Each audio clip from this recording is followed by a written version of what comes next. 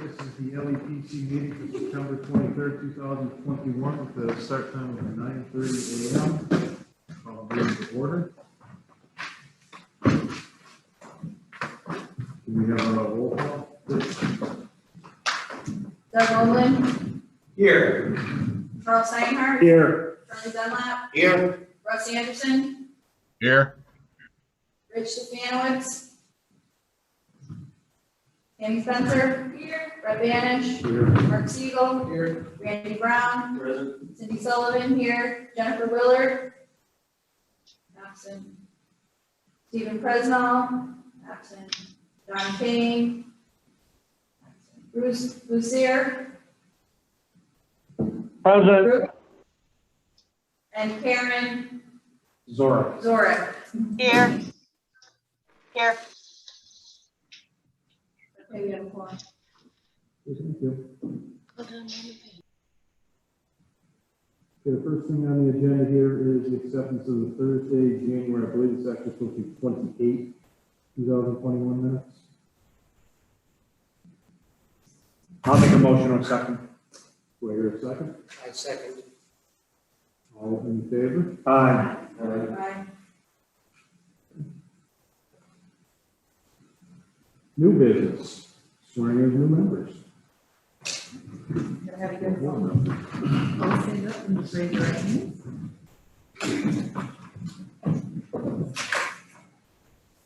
Do you solemnly swear to faithfully and impartially perform the duties to the office you've been appointed to, so help you God? I do. Yes. We can come up and sign next to you, you can speak.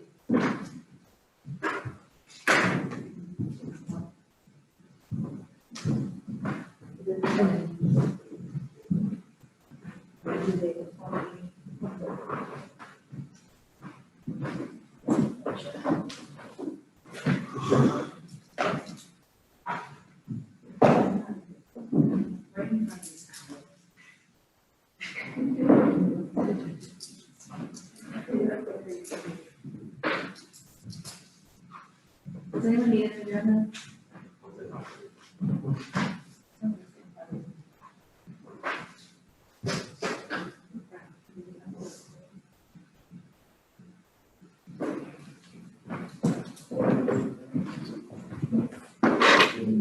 Cindy, just to let you know, Steve Presnell did send you an email. Yeah, I just got it, yeah.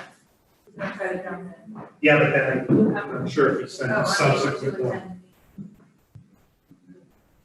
attend. Okay. I'll send a separate correspondence to them, when I get sworn in. Yeah, yeah, any of the others, you know, that weren't. If I'm still the secretary, nominating someone else.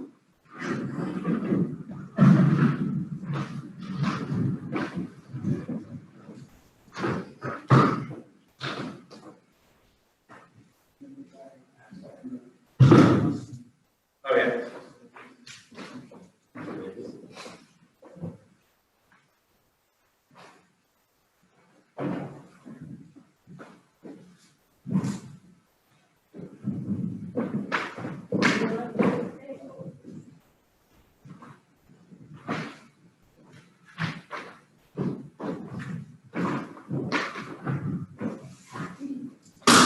Thank you very much, guys.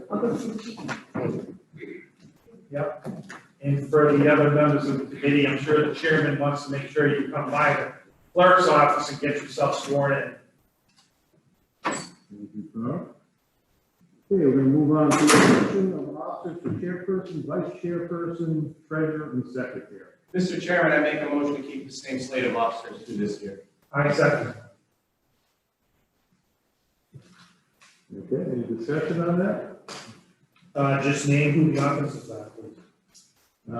Current officers would be myself as chairperson, The vice chair. Randy's vice chair, And don't, no, secretary, and, yeah, Treasurer, that's Clark. that was Dennis. Charlie, you want to do that since you do the grants?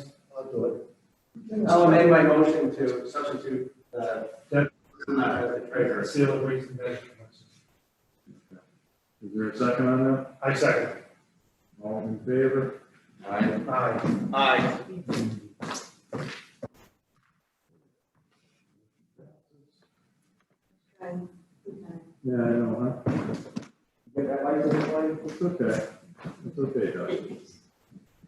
All right, let's see. We have a video understanding requirements of PCRA, I believe it's about 20 minutes long, Charlie. Do that up. Charlie, what does that acronym stand for? Oh, I don't. Screen.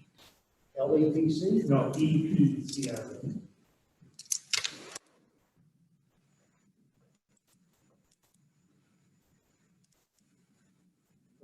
Emergency planning. Something act. You're gonna need the sheriff. I'm- Community right to know. Community right to know act. Sarah Title III. That's what I always thought of the Sarah which is what. Well, Sarah Title III was the original, and He was right. Emergency planning. Is it this one, Charlie? They just voting to update. It's that one. Yeah, there's a lot of things there. I believe believe Massachusetts is a state emergency. Why isn't this opening? It's going, but I have no volume. Yeah, because we turned it down. Okay, So so I'll pause that for a minute. let's hope it doesn't get a bad echo. Try that. Planning and Community Right to Know Act of 1986, also known as EPCRA. It's not letting me This enlarge this presentation though. provides an overview of EPCRA. The incident that led to the creation of EPCRA occurred on December 2nd, Yeah, there's nothing on screen share either. Oh, there we go.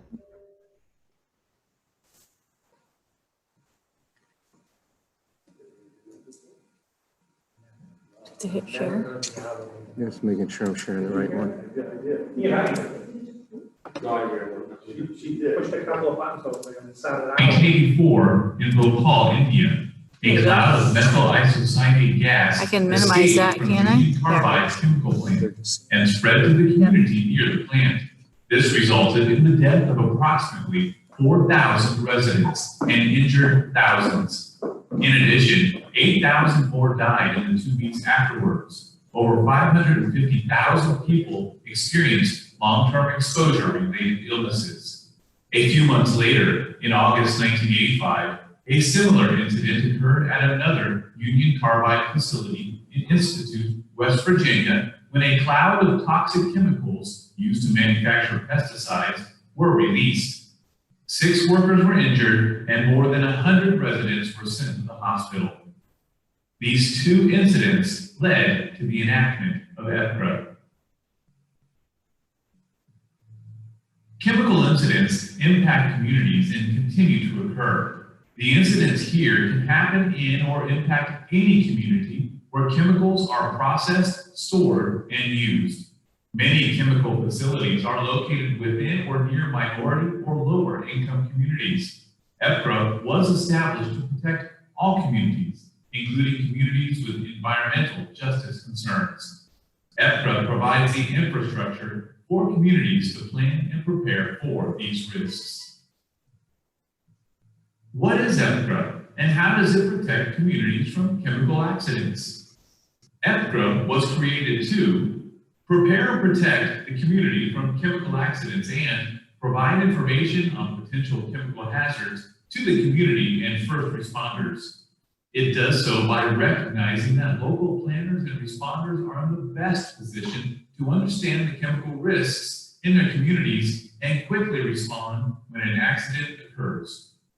EPCRA creates the emergency planning infrastructure at the state, tribal, and local levels by placing implementation responsibilities on state, tribal, and local agencies, and reporting requirements on facilities that handle, store, and use hazardous chemicals.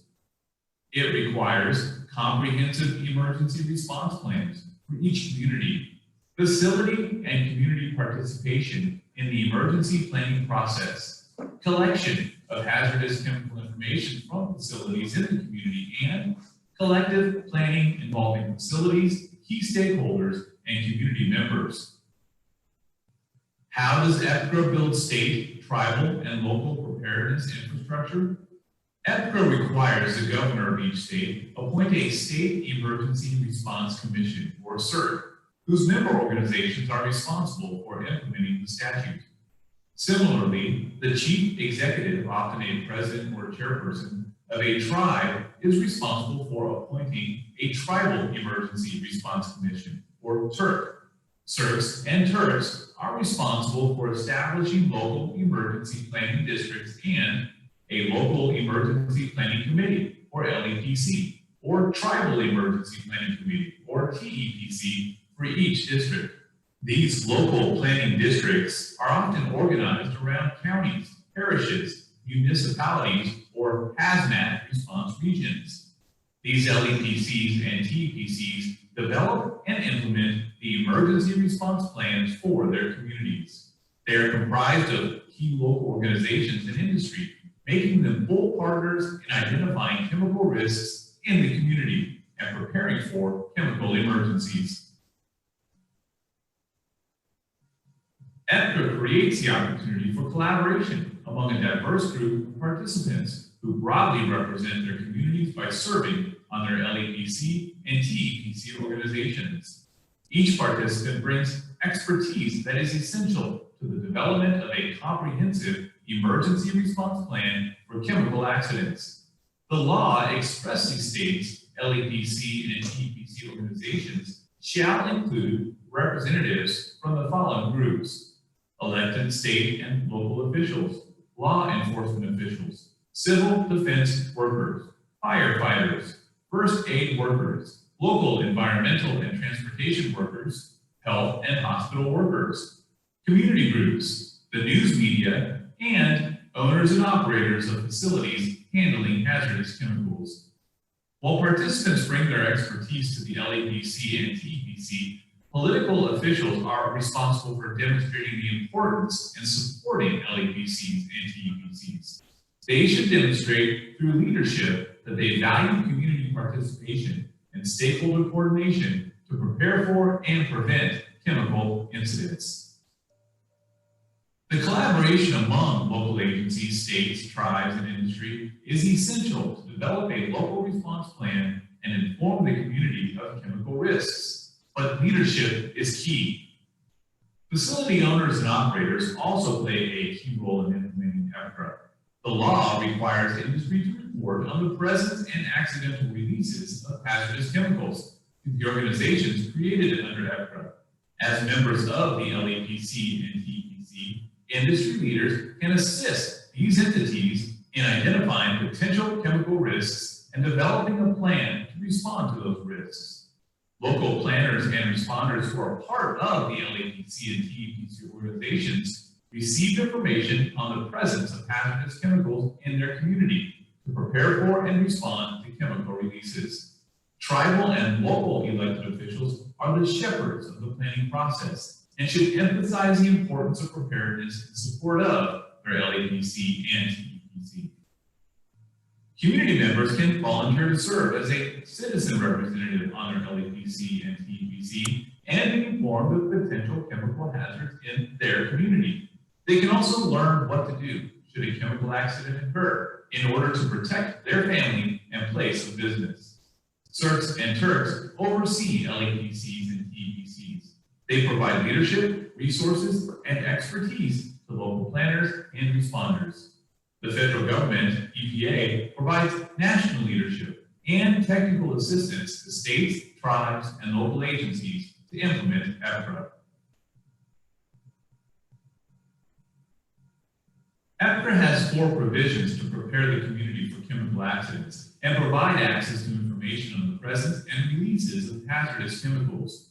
These provisions are emergency planning notification and emergency response plans, emergency release notifications, hazardous chemical inventory reporting, and toxic chemical release reporting. These provisions work together to ensure the community is prepared for a potential chemical accident and the public is informed about the chemical risks in their community. EPCRA protects communities by gathering chemical information from facilities to develop the local emergency response plans and inform the public on the chemical risks in their communities. The sources of this chemical information can be found under 4 main provisions of EPCRA. Specifically, Section 302 provides the basis of chemical information for developing the local emergency response plan by requiring facilities that handle extremely hazardous substances above a threshold pending quantity notify their CERT, LEPC, or their tribal equivalent. As required by the law, EPA published the list of extremely hazardous substances. Currently, there are 355. Section 304 requires facilities to report releases of hazardous substances under the Comprehensive Environmental Response, Compensation, and Liability Act of 1980, or CERCLA, and EPCRA EHSs to the CERT, LEPC, and their tribal equivalent, PERT or TEPC. LEPCs and TEPCs must then update the emergency plan based on actual incidents and the response taken. Section 311 requires owner or operator facilities submit safety data sheets, and Section 312 requires the submission of an annual inventory report, also known as the Tier 2 form, of all hazardous chemicals at the facility. This information is made available to the public via the LEPC or TEPC or CERT or TERP. Section 313 requires facilities to report releases of toxic chemicals by submitting the toxic chemical release inventory form, also known as Form R, annually. Local planners and responders, who are also LEPC or TEPC members, are encouraged to review the information submitted by facilities in your community, so you can be informed of the potential risks to prepare for and respond to any incident. A good example of the EPCRA infrastructure at work can be seen in how emergency responders responded to a chlorine leak in Youngstown, Ohio on May 4, 2015. All Youngstown firefighters are required to train monthly to combat a hazmat situation, but some who specialize in hazmat situations, like today's chlorine leak at the water treatment plant on the south side of Youngstown, train even more. They train continuously. We have one 4-hour drill on a Wednesday and one 8-hour drill on a Saturday every month. Training that came in handy when more than 500 gallons of chlorine leaked from a holding tank in the plant. Once I had my hazmat team on scene, I got those guys dressed, they went in, thank goodness, it was a quick fix and everything was taken care of. Mahoney County Deputy Hazmat Chief Savaro Caggiano says his team has trained for a state-required scenario nearly identical to this 3 years ago. We actually, in the hazmat world, did a worst-case scenario of a totally catastrophic release of chlorine. So how bad could this have gotten? If you took a look at the catastrophic sudden release, we were projecting like 8,000 people dead, 14,000 people displaced. Deputy Chief Caggiano says he's thankful no one was hurt. Some businesses in the area of the nearby industrial park were upset they had to shut down for the rest of the day after they were evacuated. We've got the leak taken care of, but until we get rid of all the product that's left over inside, I'm not going to take the risk of having people come to work. It's not right. The streets that were closed and businesses that were shut down are expected to be back open at 8 a.m. tomorrow morning. In Youngstown, Nathan Hoda, WKBN 27 First News. LEPCs and TEPCs are critical to the success of the emergency planning infrastructure created under EPCRA. They are the key stakeholders in preparing and protecting the community. The main responsibility of LEPCs and TEPCs is to develop the emergency response plan using the information obtained from facilities and update them annually, evaluate resource needs, and implement and exercise the emergency response plan, or ERPs, receive and disseminate right-to-know information, and manage all information submitted by facilities. This includes information on extremely hazardous substances, accident reports, and chemical inventory information. In addition, LEPCs and TEPCs also have the authority to gather additional chemical inventory information for their own planning purposes. Each member of the LEPC and TEPC organizations must work together to develop and practice the plan, train emergency responders, and inform the public on steps they should take if an accident occurs. At a minimum, the emergency response plan should identify facilities with hazards and affected routes of transportation for extremely hazardous substances, EHSs. Describe response procedures. Designate community emergency and facility emergency coordinator. Outline notification procedures. Describe methods for determining release in affected area. Describe community and industry resources available for response. Outline evacuation plans. Describe training program for emergency response and medical personnel. And describe schedules for exercising plans. The responsibilities of the CERTs and TERTs are to provide strong leadership, coordination, technical assistance and training, and work closely with LEPCs and TEPCs to help identify their specific needs and carry out the requirements of EPCRA. As stated before, EPCRA requires each state to set up a CERT and for tribes to establish a TERT to implement EPCRA. Note, if a tribe is unable to implement EPCRA, they can create a Memorandum of Understanding, MOU, for the state to implement the EPCRA program in the tribal region. In some states, CERTs and TERTs were formed from existing organizations as state environmental, emergency management, transportation, or public health agencies. In other states, they were developed with representatives from public agencies and departments and private groups and associations. It is essential that they maintain a broad perspective and demonstrate leadership to LEPCs and TEPCs. CERTs and TERTs are the architects of the local emergency response infrastructure. EPCRA gives them the authority to create local emergency planning districts within a state and appoint a LEPC or TEPC to serve each of the districts. They should review local emergency response plans annually, making recommendations as they see fit, and also coordinate plans with other emergency planning districts. They must supervise and coordinate the activities of the local committees through regular communication, assist in conducting emergency plan exercises, and offer training for first responders. Similar to LEPCs, CERTs and their tribal equivalent are designated to receive information on the presence of extremely hazardous substances, chemical accident reports, and chemical inventory and toxic chemical releases from industry and make that information available to the public. CERTs and TERTs must also establish procedures for receiving and processing public requests for information collected under EPCRA. Hazardous chemicals can be found at both large chemical plants and many smaller operations, such as garages, dry cleaners, and warehouses. Most industrial facilities and many small businesses that use chemicals in the United States are likely subject to one or more provisions of EPCRA. Therefore, facilities have important responsibilities under EPCRA. These responsibilities include identifying extremely hazardous substances present at their facilities, subject to emergency planning, and provide that information to the CERT, LEPC, or their tribal equivalent, TERT and TEPC. Participate in the local emergency planning process, notifying their CERT and LEPC or their tribal equivalent of a release of certain substances at or above its reportable quantity. Reporting all OSHA hazardous chemicals, including extremely hazardous substances, on site to the CERT, LEPC, or their tribal equivalent, and the local fire department, and submitting the toxic release inventory form to the state and EPA.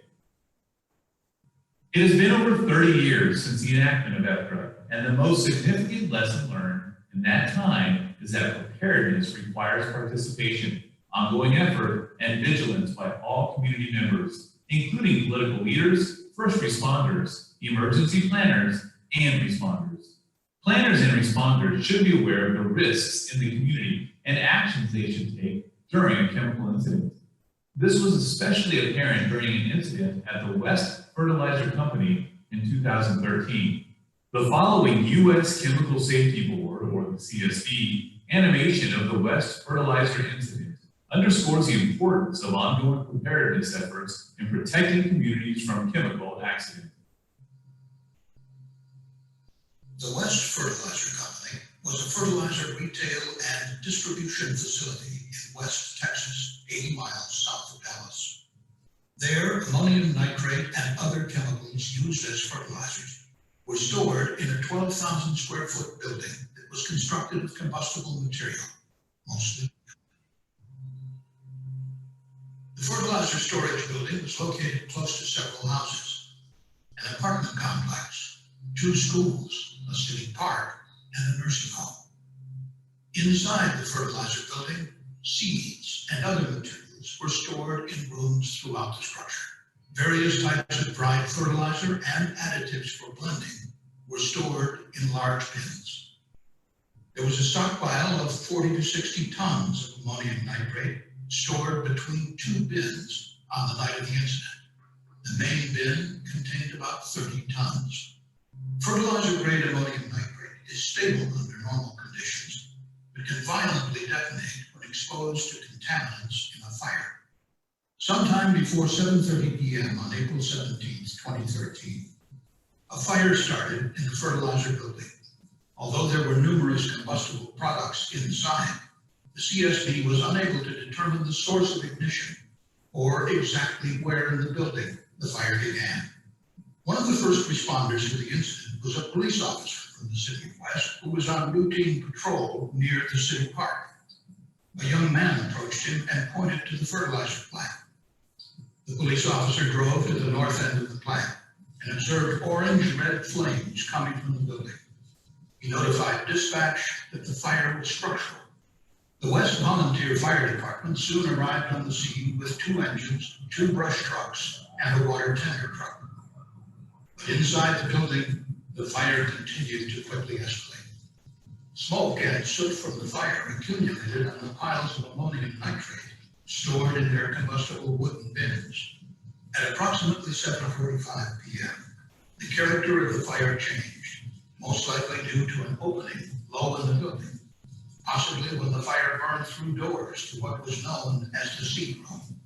More outside oxygen rushed in, increasing the amount of radiant heat inside the fertilizer building. The heat was absorbed by the layer of soot on top of the pile of ammonium nitrate, rapidly heating the surface of the fertilizer and making it sensitive to detonation. Outside, the West Volunteer Fire Department sought to extinguish the flames with water. 1.5-inch hoses directed water through sliding doors to the seed room. Other firefighters were in the process of connecting a 4-inch hose to a fire hydrant that was more than a quarter mile away. As the fire grew, the fire chief and assistant fire chief began to discuss whether to withdraw, but it was too late. At 7:51 p.m., 20 minutes after the fire was first reported, approximately 30 tons of the stored ammonium nitrate detonated, causing a massive explosion.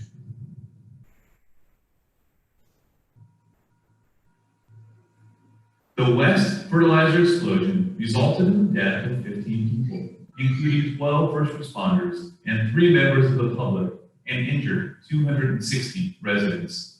The detonation demolished buildings, including nearby schools, a 22-unit apartment complex, and a 145-bed nursing home, located between 450 feet to 1,263 feet away from the facility. Local planners and responders, who are also LAPC or TPC members, are encouraged to review the Tier 2 form submitted by each facility in their community and to be aware of the potential risks of all the chemicals to prepare for and respond to any incident. An incident in 2014 that affected a community led to the amendments of EPRA. On January 9, 2014, a leaking above-ground storage tank released over 10,000 gallons of MCHM and stripped PPH into the Elk River 1 mile upstream from the drinking water intake of the city of Charleston, West Virginia. Over 300,000 residents in 9 counties were without water for 14 to 21 days. This incident led to the passing of the America's Water Infrastructure Act of 2018, which amended EPRA to require community water systems to receive notifications of chemical releases and access to hazardous chemical inventory information. Community water systems are encouraged to join their local LAPC or TEPC to ensure they receive this information. The incidents in West Texas and Charleston, West Virginia can occur in other communities. The emergency planning infrastructure established under EPRA is in place to protect communities from such catastrophes. CERTs, TERCs, LEPCs, and TEPCs are responsible for maintaining this essential infrastructure and ensuring its success under EPRA. States are given the flexibility to implement EPRA as necessary. As most states now require all hazard planning, CERTs and TERCs should ensure that emergency planning for chemical releases required under EPRA is part of the all hazards planning in your communities. It is imperative that state, tribal, and local government officials support CERT, TERC, LEPC, and TEPC organizations in carrying out their responsibilities to protect communities and first responders from chemical accidents. Here are some in-depth trainings and reference materials on EPRA.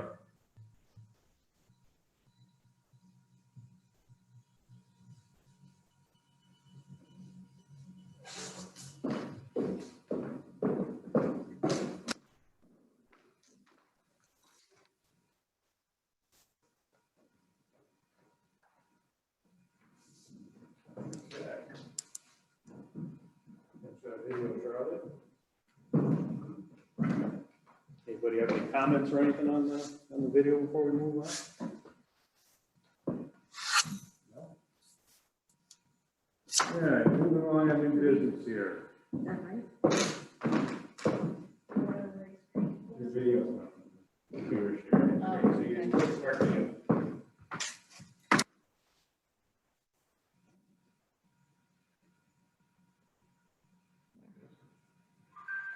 All right, so moving right along here, in the new business certification process. I believe the last time we looked at this, obviously, was a COVID issue. Generally do a tabletop, am I correct on that? Usually? So I guess we'll have to reach out to our Jolly certified, we work with our local Seaman district person. Is that on you, Jeff? No, it's Scott Fleabon. Scott Fleetwood. Okay, right, he came from the sheriff's office. Yes. So you can work with him, and also Charlie's also certified in developing tabletops. I believe he's also the fire chief. I believe so, yes. I have a bad record, so.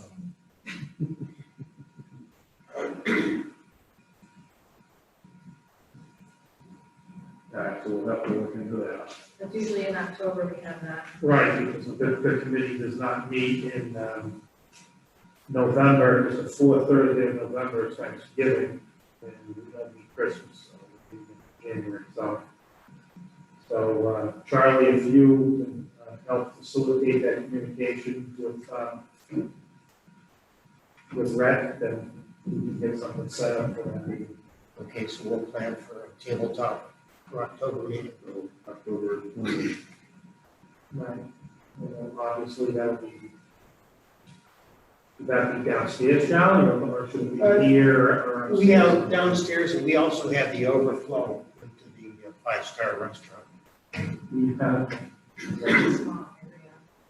is that gonna be? big? Well, Can you hear? it's materials that you need. Yeah, we did use the fire. We used the last fire one we did, station but we last had a huge one at the fire station. We brought in everybody from the schools. And that was like 2 years ago. Downstairs is just a really small area for a lot of people. That's fine. Even that bigger. The chair, once the chair looks at who's gonna be coming as part of that, that certification tabletop, then you can determine the need space. Any other new business? No new business. Any old business? The Southwick Parade, I need some information on it. I haven't heard anything at all. It's the 16th of October, I believe.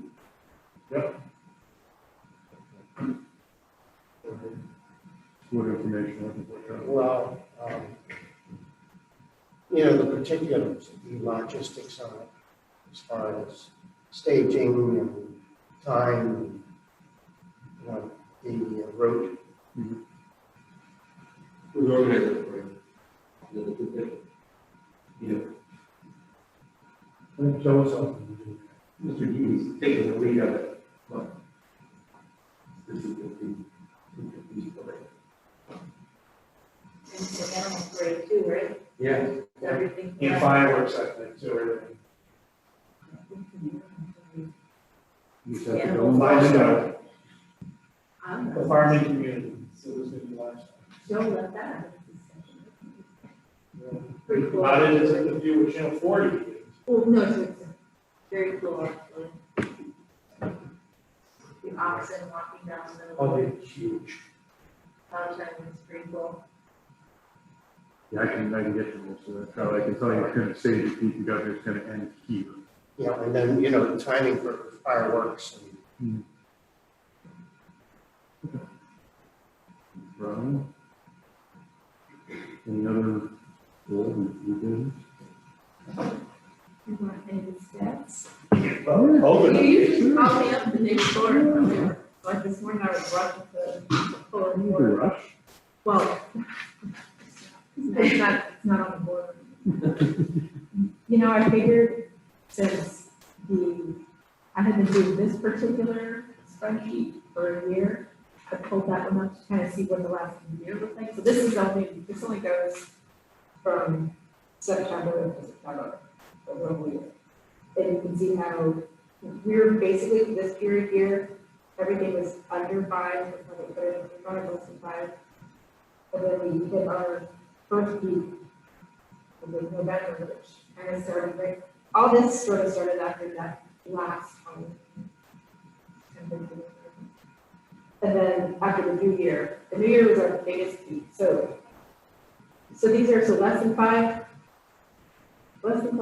60, then 83. So that's the average for 2 weeks, not average, that's for 2 weeks. So when we report these, it's a 2-week reporting period, we report it every week, which makes no sense, but it's, so this week will reflect, so every week, if there's a bump, it's still gonna be reflected if it's in the previous week. Then we had a nice summer last summer, it was quiet, but now we're up, and we've been kind of hovering at every week, our 2-week numbers, our 14-day numbers around 25. And it's been that for, I think, like 3 or 4 weeks. 1, 2, 3, 4, 5 weeks. We've been sort of like around 6 weeks. Which I guess is good. We'll still be in the yellow this week. We can just let the numbers out. So we'll be in the yellow, which is the 25 category. Moderate risk. And I would love to see it go back to less than 5. Very good. So if anybody's looking to see that information, you post it. Yeah, I can't update this until tonight because they only give me, on Wednesday, they only give me 2 pieces of this information. And then on Thursday night, they fill up and they give, so it's kind of just like a general idea. But it's on the webpage for the public. Yeah. Word Jim versus puts it usually by noon on Friday, he'll put my updated sheet on there. And it also will show kind of how we look in regards to the county.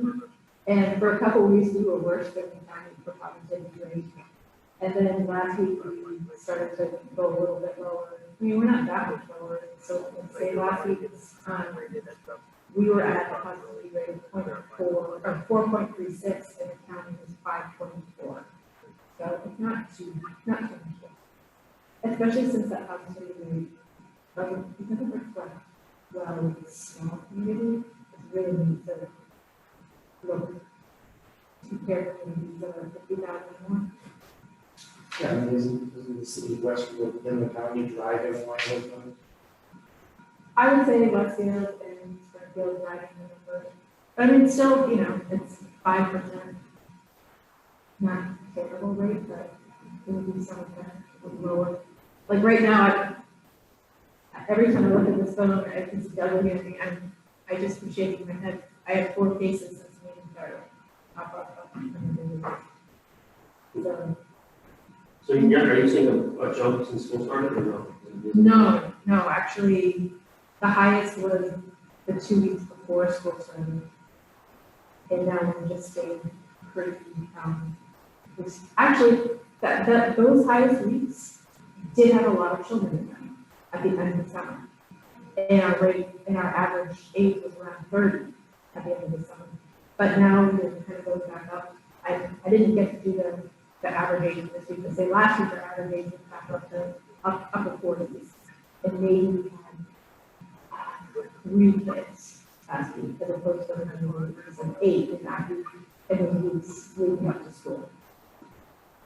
Last week when I looked at everything, I would say I think it was 8 out of 21 have been vaccinated. But this week, that doesn't really mean, so at least 8 people have been vaccinated. That's positive in the last reporting period. This one, I only saw 1 person, but that doesn't mean they haven't been. It just depends on whether the contact tracing puts that in the database. So we're seeing, we're still seeing the number of people who are the rate of cases, but there's, a lot of the people with mild symptoms or no symptoms at all, even just have to work, it is a good thing. And on the note of vaccinating, they just approved Pfizer for 65 and up. So we get to talk about it. Yeah, so And we lost about that. We lost. So is it 6 months or 8 months? There's been Yeah. different, Like reporting on that, so now the questions are, is it 6 months or 8 months? Because that really makes a difference in terms of, and yesterday they didn't talk about the booster once during our meeting. I would think that's everybody see the state. yeah, can you let me know? Because that makes it, obviously that makes it easier. Because it's either now, like 6 months is now, from when we started vaccinating seniors, and 8 months is November. So that's like busy now, busy in November, kind of. And during our public health discussions, it's been 8 months, but I've seen a lot of news for around 6. Yeah. So probably by next Tuesday. And guess what? Now we want to train people, train municipalities in a new database. Want to go for that one? Another one? Yeah, the one that we, the baby. Color? Yeah. So, I don't know, I did some training on that because I registered people for there. Yeah, So I did know that how to use them. but, we're gonna do the same thing we did last year. Do all the training and then go out and put the letter to the secretary. I did do a lot of the training on color because that's how I registered people for the Big E. Yeah, So I already did it, but I'll do it again. It's pretty easy. It was pretty easy, just read the screen. We would just have to do, probably just one training to do this. Yeah. To color. I have access to color already. You would need it to be able to load in the lots. Yeah, I think I do have that. Yeah. From Western Field, but it would probably end up being a whole new thing for us because it's linked to the other. Yeah. But at this point, if we can get yours number done. Are they providing that service to communities? They are not talking about the booster yet, but they're still providing mobile The other shots. vaccinations. That early stuff isn't working for them anymore. Yeah. That's really good. Here's some nice. Yeah. But, I'm sure he has someone else that did this, all those, when they came here, all of those, everybody was so fantastic. Like they were so yeah, they knew it. They never stopped. Tammy, well, both my wife and I had the 3rd Pfizer booster about 3 weeks ago. And that was on the recommendation of our doctors. Yes, we had no problem with all getting it. Now, there's a time span between flu shots and COVID or any other immunization, because your immunity system takes time to, about 4 weeks or so. Well, the state epidemiologist actually just said last week that they probably be promoting getting the flu shot with COVID. Yeah, there's no waiting period, that's what the Department of Public Health said. But the thing is that that information, I noticed from the beginning of getting the vaccinations, has not been consistent between the state, doctor's offices, and other healthcare providers. Even in the beginning when they were saying they'll get the COVID shot within 14 days of it, there were offices that knew that information, there were places that didn't.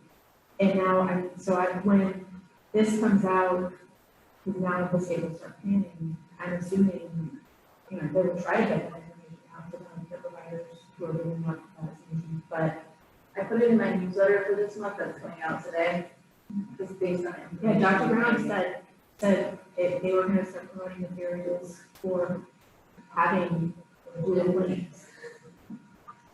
Now the following, when is the, October 6th is the flu shot clinic at the senior center, yeah. But there are still things that any type of vaccination don't want to do afterwards. There's certain things and things like that, and not doctors. But it could be possible that we'll be seeing it in the future, and then maybe we can have additional flu clinics that are flu/COVID. Right. I don't know what, I feel like that's something that CVS wouldn't take on, like a large chain pharmacy, having, or not keep the taking one person. Yeah, and the whole like pre-registration part of it, they don't necessarily want to do all of that. So, We'll make them fun, they might be separate time. We'll get people. we'll figure it out like we did last night. And I'm already getting calls about homebound flu shots, and I just said, not at this time, Not at this. because that was a big day. Hi. you guys do? Yeah, which was fine, it was a lot of planning and calling. Good outreach. Yeah, it was great, it started a lot. There's a lot of just. But for now, it's just not happening, so. Hopefully that's when it happens. I'll have some nurses. Right, Should be getting. because with booster, they'll be asking the same thing from homebound.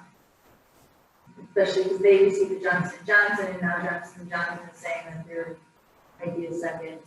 Well, and so right now, you can still call the homebound vaccination line. It's still up and available, so if you have people who haven't been vaccinated yet, they can still use that. But obviously that wouldn't be booster because it's Johnson. Right. I mean, isn't the thing that they're talking about, National Institute of Health and Technology? The big thing, the more important than booster shots is trying to get people their first shots. That's the priority still. I mean, And then try to address what the level of shots for the kids.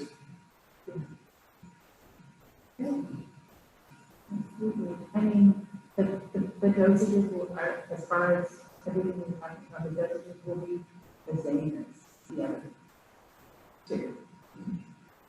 It's almost like the year we're being dependent on your age. We were born in like 68 or something like that. I can't remember what year it was. You had to get two because you didn't grow up in the time that you were through it. So, not having had two shots. But it would be great if we could all get it all at once. Flu shot, COVID. But that's all my impact for. Mrs. Spencer, they're also going to supposedly approve for a younger age group too, the school age children too, which is gonna create a bit of a logjam for them. I would feel so much more comfortable every day if I could get a shot like this one. That would make me feel great. How does the 100-person employee requirement affect the town's office? Does it affect us at all? And Charlie Baker's state employees, if we're not state employees, it doesn't affect the towns yet? I'm just asking. That's something that, yeah, there's more guidance still being reviewed through labor councils firm and nothing. In terms of mandating things. But I would also just stress as department head, how much better it is for, the workforce to have the shot, because I know we talked to a variety of people in this room about, workers who become close contacts. Well, if you're not vaccinated, you're out of work for 8 to 14 days. If you're vaccinated and you don't have any signs, you can come into work. And you're, that the quarantine doesn't apply to you. So it makes it a lot easier to go across the board to figure out what we're supposed to be doing to respond to these close contacts. I mean, it's great when you get a call from police, it's like, oh, you guys been vaccinated, well, let's see, you know, get symptoms, you can come into work, just to make sure he's cautious. And doing things, whereas opposed to having this so long. Right, but the issue with that is we don't get to know that information because it's covered on the HIPAA. And that has to go through who is the clearinghouse to give advice. Yes and no, I mean, it is written in the policies for isolation quarantine now, with the state. So with that information, the lieutenant could make that decision without having to go to the department. Well, but he has to come with a shot. But as part of any conversation that you might have with your employees, about a disease, that is, you're already having a conversation. The person is calling to them, it's not being singled out. Like, I would imagine, like, say we weren't a municipality, but we were a larger business, would not have to come for any corporate that came in to make that decision. And technically, the decision doesn't really fall, it's not a decision that falls on us to say that they're going to, if that's a decision that's made by the state and contractors about it. And we can't just say, well, you know, even though they put you're going into quarantine and actually have to stay home, we think that it's going to work. We can't make that decision for them.